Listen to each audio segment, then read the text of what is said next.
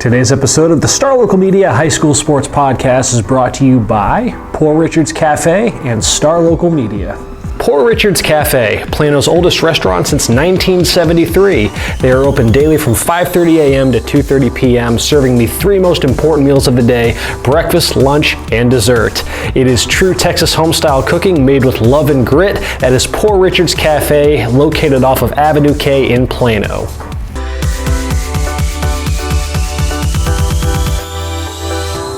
Welcome to another episode of the Star Local Media High School Sports Podcast. My name is Matt Welch, being joined by Justin Thomas and Brian Murphy. Gentlemen, another Monday, another week in the books for the high school baseball and softball playoffs, so let's try and make sense of it all. We are, we got the regional finals on tap for softball, so the round of 8. Meanwhile, baseball is in the round of 16, the regional semifinals, and we'll get to that in just a moment, but obviously got to start on the softball diamond because, gentlemen, we got a district rivalry rematch with the trip to state on the line. This series is actually going to be kind of a weird format for this series as far as the days and times and whatnot, but you have Tuesday, Wednesday, and Friday at Prosper will be the site of Little Elm versus the Colony. So the top two teams in District 8-5A, best 2 out of 3, and one of them's going to state. I think when the playoffs started, there was maybe an expectation, at least among y'all, that this could very well be where we're at with 5 rounds in the books. So nevertheless, let's just kind of start and just wherever you guys want to begin with Little Elm, the Colony. How are you guys feeling about this series? Pretty excited. Should be a good one. I remember we talked about it on the podcast last week. I was like, man, I know a lot of chips, or it was like 2 weeks ago. I was like, I know a lot of chips got to fall in the right places, but we could get this.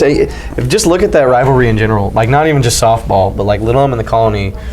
It's a friendly rivalry, but those two schools kind of hate each other at the same time. You just look at like basketball. And, yes, those basketball games were so intense. Gosh, yes, it was. Especially since it was so competitive, and and. Another thing this year, in prior seasons, the Colony had kind of beaten up on Little Elm on the softball field pretty good. They're beating up on everyone, which they still are this year, but those games this year were a little more competitive. They're very competitive. Yeah, what was it? The first game was 3-1 or something like that? The first game was 1-0. 1-0, yeah, that's right, yeah. So the second game was 5-2, but Little Elm was winning 2-0 until like the 5th inning, and then I think the Colony got 1-1 and then 3 to take the lead in the 7th. So they were both very good games. Yeah. So I mean, it's not like Little Elm's this little sister this year just getting rolled over, like they have been in years past. I mean, it should be a good series. There definitely exists, though, that stigma, though, just when you look at these two and the Colony and all that they've accomplished in recent years versus a team like Little Elm, which is trying to get to that level and trying to prove that it belongs in that same company. And it's one thing in the regular season, but obviously in the playoffs, where the Colony has a little bit more under their belt as far as proven playoff track record. So it's definitely a nice little proving ground series, though, for Little Elm to kind of validate the success that they've had this season. I feel like the last series they had was a proving ground. They went to Lubbock to face the number 5 team in the state. Technically, they're ranked ahead of the Colony. I think it was 5 or 4 in El Paso Chapin, and they beat them in a 1 game, 4-2. Way out in West Texas, they had to travel for that game. They jumped out on them early. A problem Little Elm had been having in playoff games this year. They've been falling behind early, and then having to come back for the heroic efforts. Late in games, they jumped out on them early, took a 3-1 lead.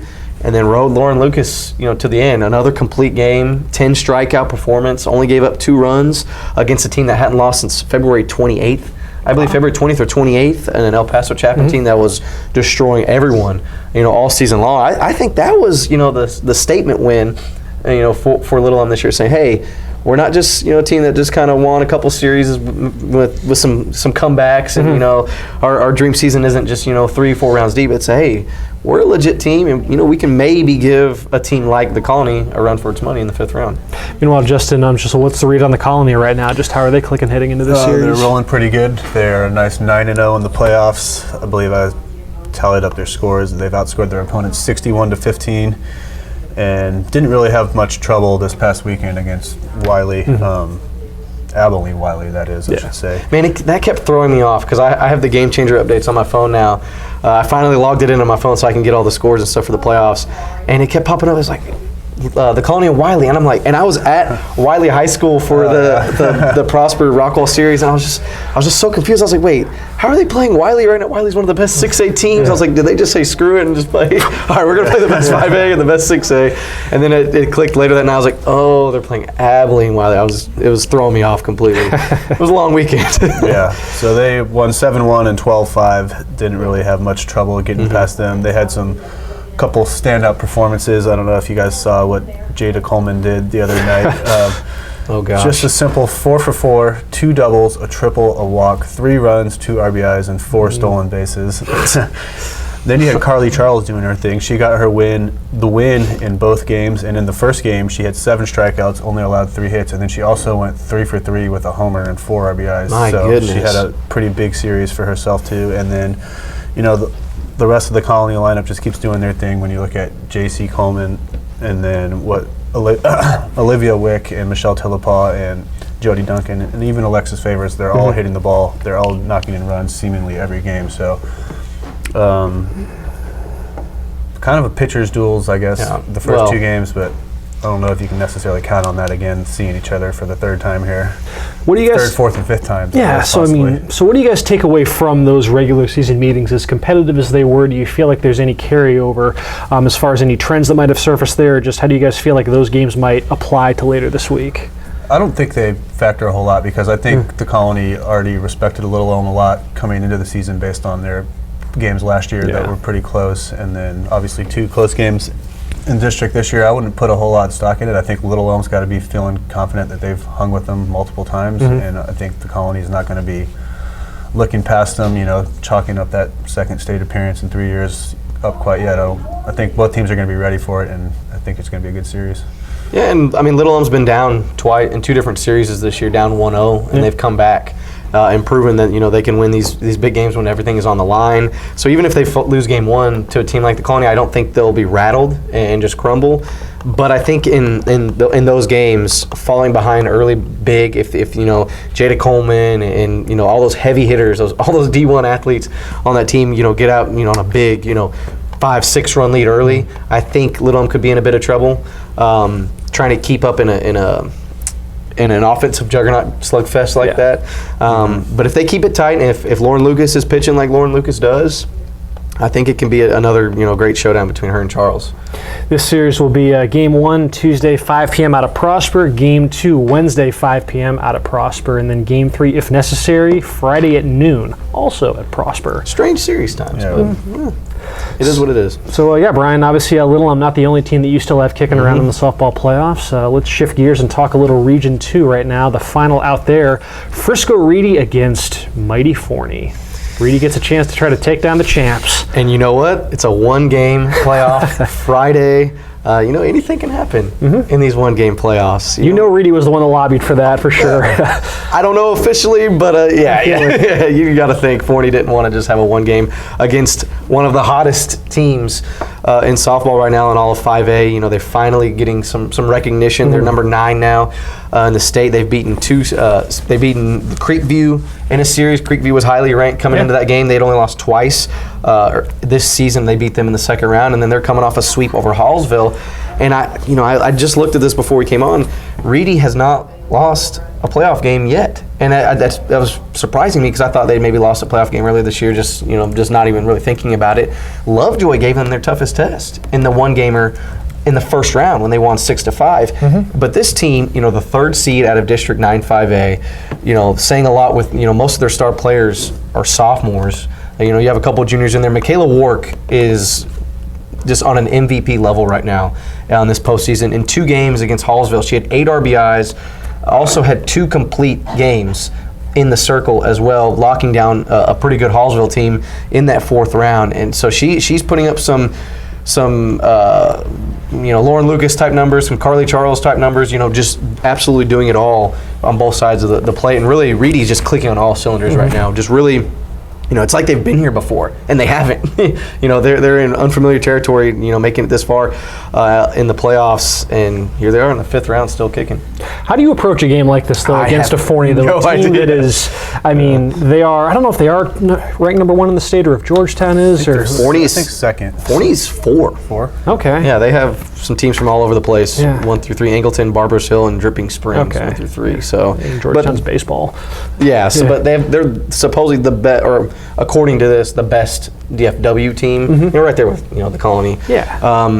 But man, they have an ace, one of the best aces. They have around. like the ace. Yeah. Yeah, I saw her pitch her freshman year in a playoff series against Little Elm, and she was lights out then, and she's lights out now. And that team, man, is loaded. Yeah.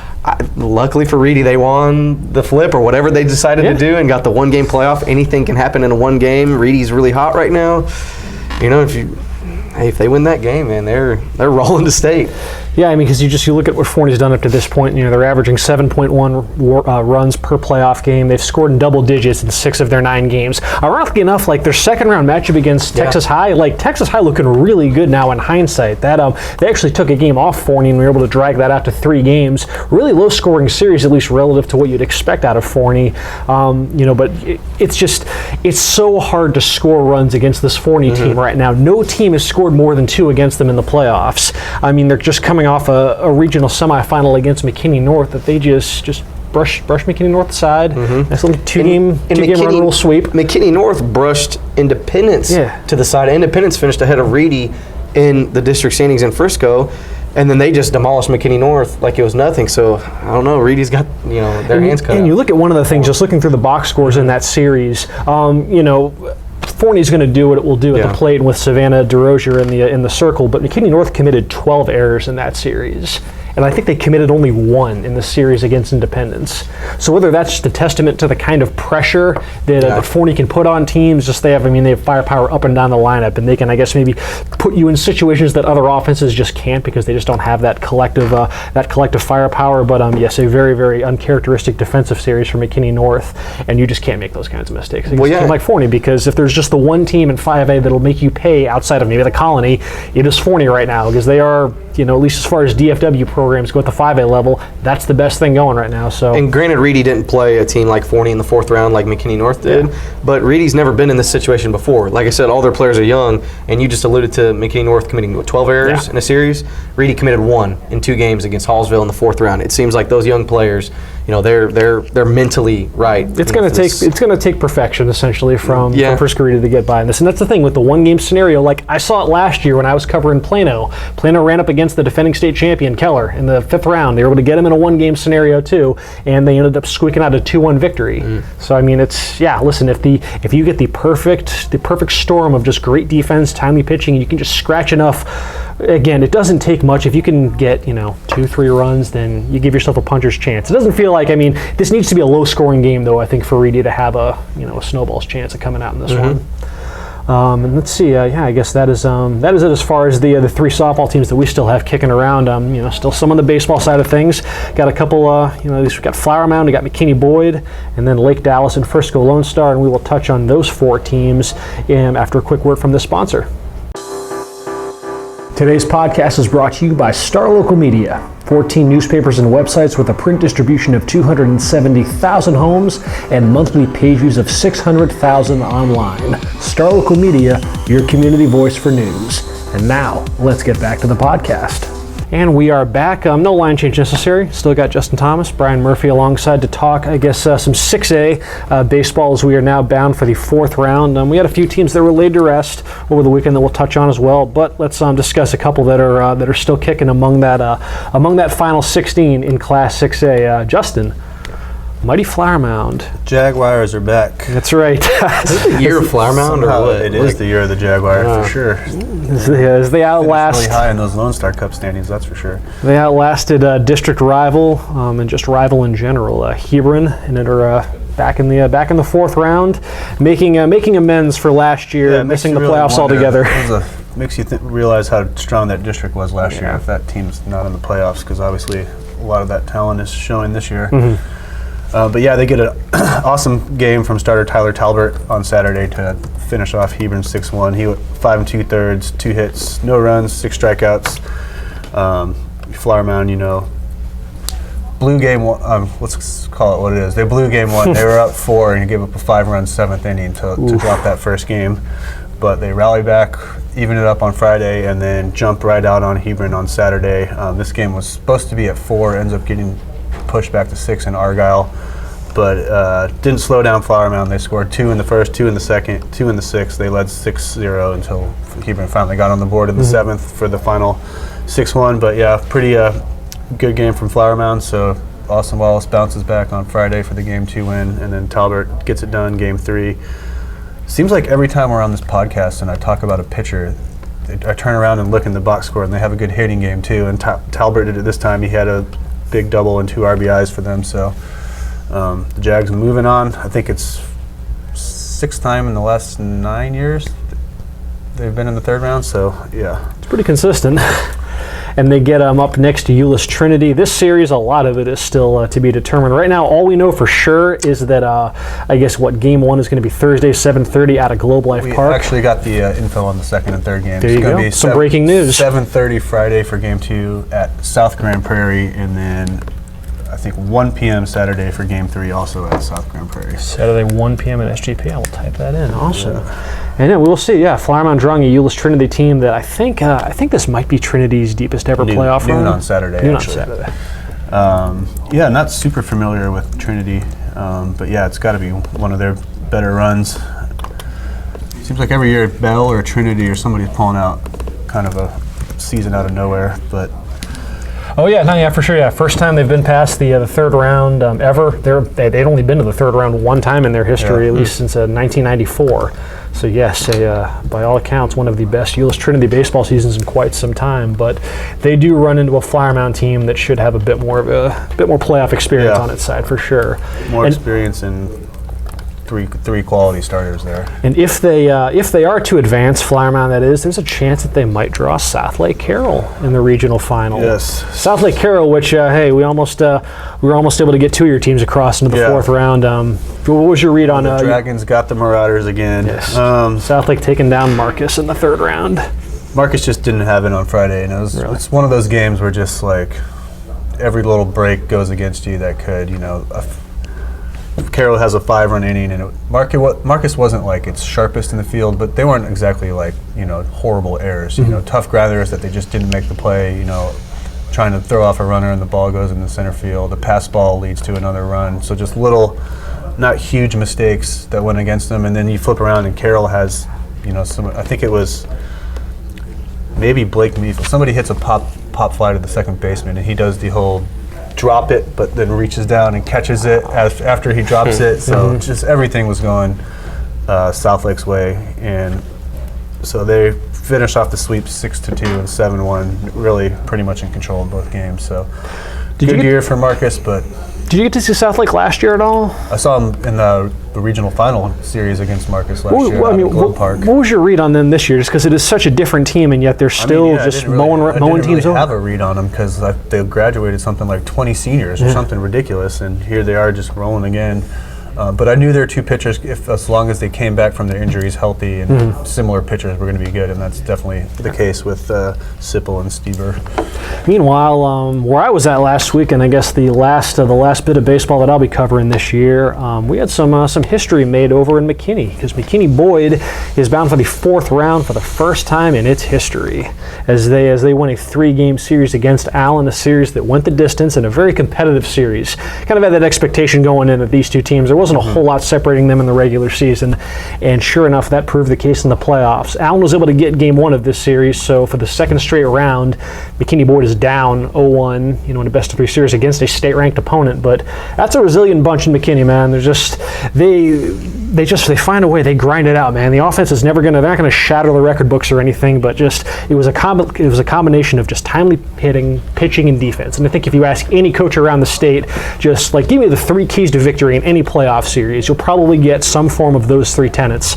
And sure enough, Boyd had all 3 of them working in their favor.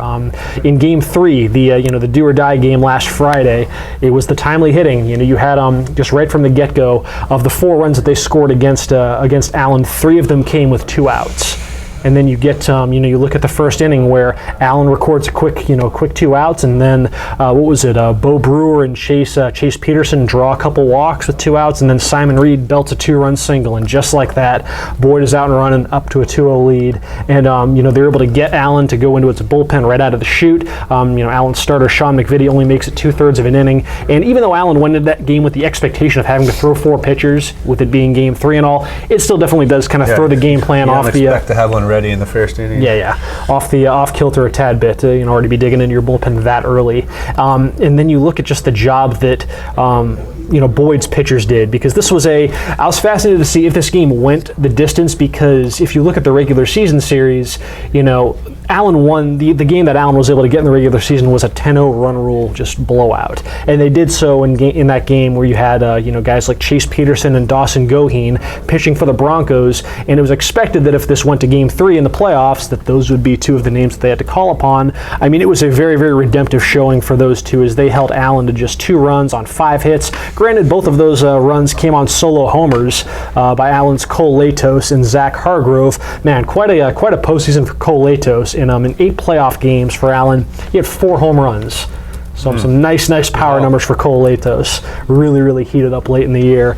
But outside of that, though, Allen was never really able to threaten much. There was a spot, I think, either the first or the second inning where they stranded a couple in scoring position. But outside of that, I mean, Boyd pretty much kind of dictated things, and it felt that way, in game 2 as well, even though it was a 2-1 final. And this was where, pitching and defense kind of came into play for the Broncos. Jack Hagan, who didn't pitch, for most of the regular season, he was only making his 4th or 5th start of the year. He goes out and throws 6 2/3, holds Allen to just 1 run. Just a beautiful job, just keeping Allen's offense in check. And then he gets the requisite support on defense. Jack Brinkley, Boyd's left fielder, man. For a guy who didn't have a hit in game 2, man, you could argue that was the most impactful player in the entire thing, with some of the clutch catches that he made. None bigger, though, obviously, than the out that put this game away. So it was 2-1, and Allen had the bases loaded with 2 outs. And then I want to say it was Evan Anderson was up to bat, and then he belts a good hit, puts a good swing on it, gets it into kind of the left center gap, and you've got Jack Brinkley, the left fielder, and Tyler Collins, the center fielder, converging.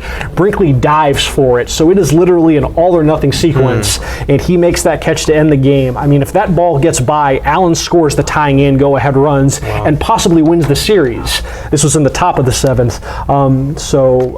Just some clutch defense by Brinkley. He had another diving catch earlier in the game, and then he was able to gun down a runner at home plate on a base hit with 2 outs that helped spoil another prime opportunity for Allen. Allen just had, they just left too many guys on base. They just did not get the timely hits that you kind of need in a game like that. And yeah, man, Boyd, you look at scores of 2-1, 4-2. It's nothing earth-shattering from an offensive standpoint, man. But their pitching and defense is so locked in right now, and they're getting the hits when they matter. And they're bound for the 4th round for the first time in program history. Got a tall order coming up, though. They draw the Woodlands. The Woodlands, a state semifinalist from a year ago. They are currently ranked number 1 in the state by txhighschoolbaseball.com, but it's nothing new for Boyd, man. This will be the 3rd straight round and they've gone up against a state-ranked program, and they took down Rockwall Heath after trailing 1 game, and they took down Allen after doing the same. So confidence has got to be riding high at Boyd right now. And Allen, still a good season on the whole. They set a program record in wins with 29 on the year. Solid season, great defensive team, but the margin for error was so slim in District 9-6A. You had a feeling kind of when you run up against a district opponent, just the familiarity between those 2 teams, it was just going to come down to the margins as far as what was going to make the difference in that series, and that proved to be the case. Brian, what the hell happened to Prosper? Speaking of District 9-6A. I don't know. So how crazy is it that the only team left and standing in 9-6A isn't Jesuit? It isn't Allen. It's not state-ranked Prosper.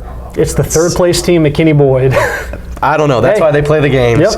Yep. We talked last week about, if Prosper has to go to a 3-game series, who's going to be that 3rd starter?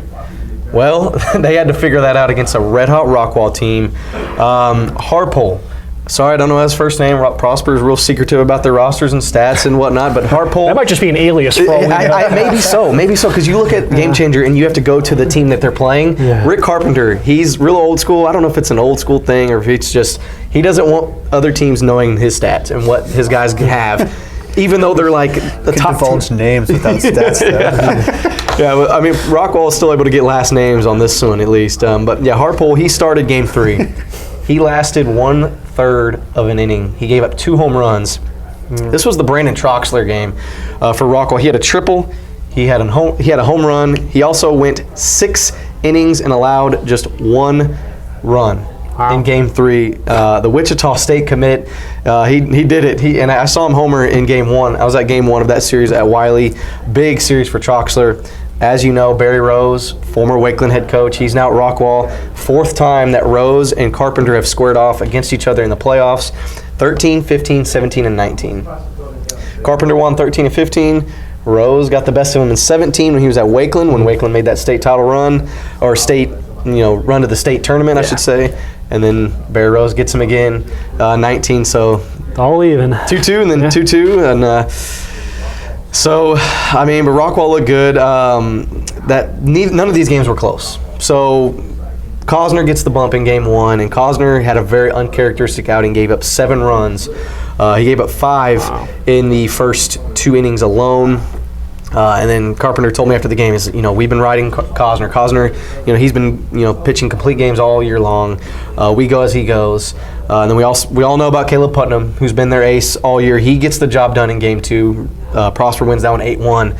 But then it was 8-3, 8-1, 11-1. Just totally just lopsided games back and forth. It came down to that number 3 pitcher, and Rockwall just had their number there. And Carpenter had told me, all season long we have the depth in pitching, but not I guess not at the caliber obviously of Cosner and Putnam. And when Cosner kind of had his worst outing of his season. They just never had to use that depth much in the regular season though, because Cosner and Putnam were just the rocks. They were going 7 innings almost every time, and so it I guess finally caught up to them. They used 3 pitchers in this game, and all of them got rocked for runs. All of them, got rotten. All of them were earned too. It's not like they were committing errors. And Cameron Harpole, by the way. Cameron Harpole, good. Hey, good looking JT out. been researching over there. Good looking out, JT. But yeah, no. So that's what it came down to, and Rockwall's just red hot right now. And I talked to Rose, just kind of chatting with them, catching up with them after the game a little bit. And Game 1, he said, "Man, we're just rolling right now." So look out for Rockwall. Yeah. And moving on. Rockwall moving on, as is McKinney Boyd, as is Flower Mound. And that's a look at least what's where we're at right now in the 6A portion of the baseball playoffs. Still got some action in 5A to talk about, and we will round out the podcast with a quick line change and pick that up in just a moment. And we are back to round out the podcast with a look at some action in 5A baseball. And for this, we have subbed in Taylor Ragland for Justin Thomas to talk about Lake Dallas, talk about Frisco Lone Star, the only 2 teams that we have left kicking in the 5A playoff bracket. We talk about surprise teams like McKinney Boyd, being the 3rd place team out of 9-6A, and they're bound for the 4th round and whatnot. Lake Dallas pulling a similar act of heroics over there in the Region 1 5A bracket. Is Lake Dallas for the first time since, was it 16 or 17? 16. They are headed to the 4th round, and I don't know, Taylor, just what do you make of right now, just the run the Falcons are on, a run that I'm not sure any of us really saw coming heading into the playoffs? Well, yeah, when they lost to Denton the first time, they have their series with Denton, in district play toward the end. They lost Denton the first time. It was their 5th loss in a row. Mm-hmm. Then they beat Denton, 2-1 or whatever it is, 1-0, I can't remember.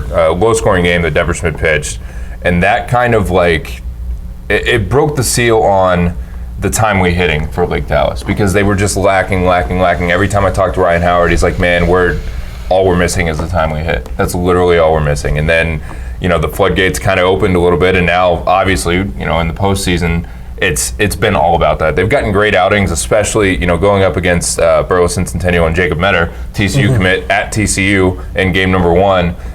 Howard pulls the right string and goes with Cade McCollum instead of Ryan Depperschmidt, who's started pretty much every series, has been the number 1 Friday night guy all season long. Runs Cade McCollum out there against Metter. basically outduels him. I mean, I don't want to say that Metter was, quote unquote outdueled because he had 10 strikeouts and, still pretty good. Gave up a run. It wasn't like he's still pitched an absolute gem. But Cade McCollum, just the outing of his life, kept him off the scoreboard. They won 1-0 on. As far as I understand, I've seen. I wasn't at game number 1. I've seen conflicting reports on Ryan Depperschmidt if he hit a triple or if it was misplayed. But he gets on third to lead off the first inning, scores. That's it. Like they could just stop the game. Everyone could have just gone home, and that was it. But yeah, that was huge. I think for them. Obviously not a game where the bats are just busting out and breaking down everything. But it was huge for them to get Metter. As far as I know, definitely the first time he's lost in the postseason. Might be the first time he's lost all year, as far as I know. I mean, he's that good. Were you at the Metter game? No, I wasn't. Okay. I was going to ask what you thought of him. But that win was just, enormous for Lake Dallas and for their confidence. They're so confident at the plate right now. They're getting competitive outings every single time. Ryan Depperschmidt wasn't perfect in game number 2. He had 6 innings, got up near his pitch count, was totally fine, gave up 3 runs, and then Ben Price cleaned it up in the 7-3 win that advanced them, to the regional semis. But their outings have been good enough. Cade McCollum obviously being the outlier, that was a fantastic outing, and that's what they needed. That's how you're going to beat Metter. You have to beat somebody like that 1-0 on just a career day for whoever you run out there. So it's really about the offense. It's about the timely hit. They're feeling really, really good. They're not panicking right now because they got down 2-0 in game 2 in the first inning, came back, tied it, and then got down 3-2, I believe it was in the third, came back and scored 5. Like they don't panic. They're feeling good, top to bottom. Jonah Webb, the 9-hole, every time I've seen him lately, has driven in a couple runs, made a good play in the field, whatever. They're all just feeling really good. They're feeling confident. They're swinging the bat well. And it's weird because their identity pretty much all year long was kind of small ball. Howard likes to bunt. He likes to move guys over. He likes to manufacture runs. But he told me after that sweep, he's like, I'm just kind of relaxing. It's fun. Like I'm not pushing the small ball as much. I'm not doing anything because I don't want to mess it up. Like they're just rolling. They're feeling it. They're hitting. I don't want to do anything I'm just going to let them have fun and keep doing what they're doing. So, it's a Lubbock Monterey team that I don't know anything about, obviously, but I've heard that, it's a pretty strong program, perennial contender. I mean, obviously it's a regional semifinal game, so everybody's going to be good, from here on out. The travel could be a factor.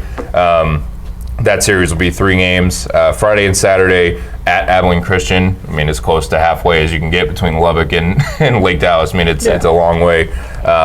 But Ryan Howard said he's not really concerned about the travel either because he flat out said, he's like, this is the most competitive team I've ever had. They like to compete more than any other team I've ever coached. They're hungry.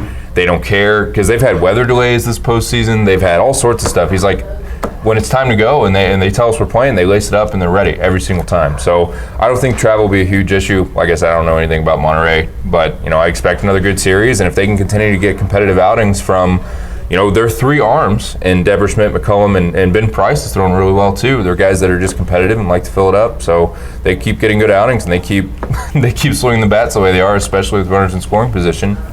Who knows?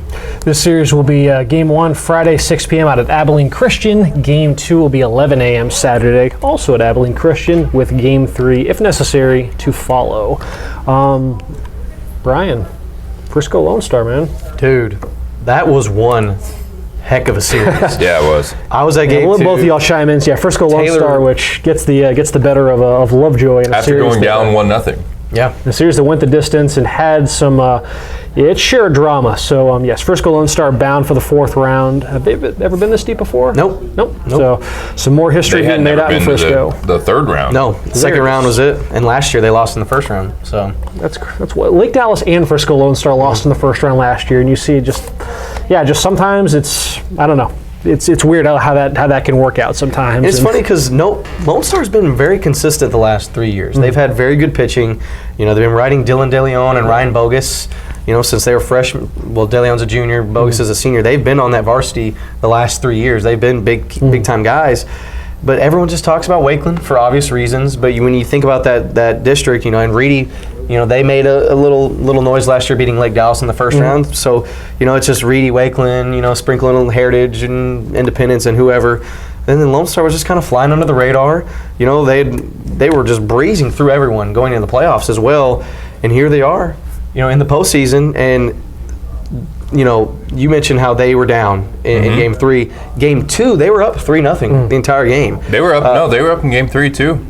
Lovejoy had to come back in the 7th inning in Game 3. It was just a bunch of comebacks, and Lovejoy tied it up in the 6th in Game 2. Lone Star was up 3-0 from about the 3rd inning on, and then Lovejoy had this big inning, and they got to Ryan Bogus. Not many teams get to Bogus at all this year. He was coming off 2 complete games, 2 no-hitters for the cycle, one of the games.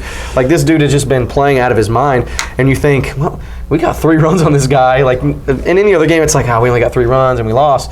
But like, that's still something to hang your hat on, to get 3 runs on a guy like Bogus. And I heard some parents talking about after the game because they lost a heartbreaker, and I was walking out, man, y'all hit their ace. And usually when you say that, you're like, oh, you exploded for like 8 runs, like Rockwall did against Cosner the other night. But no, 3 runs against Bogus.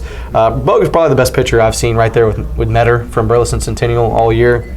But man, just a heck of a series. Owen Peck, I thought was the best player, honestly, for Lone Star in that game too. I'm not what you thought of him, if he made that much of an impact in Game 3. Game 3, I felt more was about, because in Game 3, Lone Star got up, Lovejoy got up 1-0, if I remember right. Lone Star hangs a 5 spot in the bottom of the 1st to be up 5-1. At one point, they were up 5-2. They were up 7-3 entering the top of the 7th, and that's when Lovejoy exploded for 4 runs, made it 7-7.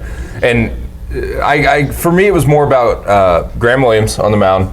I think that I couldn't tell you the last time he started a game either. I mean, he was kind of, when I talk about Lake Dallas's pitchers, he's a guy that was a competitor. He was filling it up. He was making the most of his pitches. He was pitching in contact. Sometimes that's all you need, and it worked out. He went, I think, 5 full, and then Ward is his last name. Ryan Ward, I believe. Ryan Ward, yeah. He's come back from injury. Joey Frankie said pretty recently he had a pretty good outing, and then they brought in Austin Eaton, who gave up the craziness in the 7th, a lot of it, but then shut him down in the 8th. I honestly, when I look at this series, I don't ever like to use the word coin flip, but honestly, Lone Star had the benefit of being home in Games 2 and 3 by coin flip, I guess, in Game 3. And that turned out to be the difference, because Lovejoy was hanging around the entire time, tied it up in both games.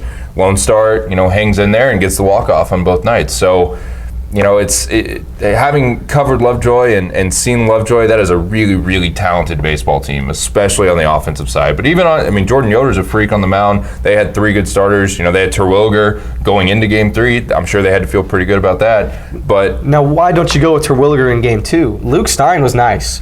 I like just watching him pitch. I was like, man, this guy is a solid number 2. He could be an ace on some teams. He was throwing it, and then he gave up those 3 runs early, and then he kind of shut it down the rest of the way. Well, he was switched into the number 2 role in the postseason because Terwilliger's a really good arm, but he's a better shortstop. They wanted Terwilliger playing shortstop, trying to shut down series early. But if you ask head coach Jason Wilson, I'm sure he'd tell you that's what they wanted too. You go into Game 3, you still have him. I'm sure he was happy with that. He was like, this is all according to plan. Yoder got his win. Stein threw a good game. It just didn't work out. Now we still got Terwilliger. We're fine. But, he got touched up for 5 runs in the 1st and turned out not to matter. But, like I said, a lot of times in this playoff, Lone Star's been, relying on De Leon and Bogus. But it was just about guys stepping up for Lone Star. Like I mentioned, Owen Peck, a freshman, he got on base on an infield hit late in that game to set up the win. He slid into first base head first.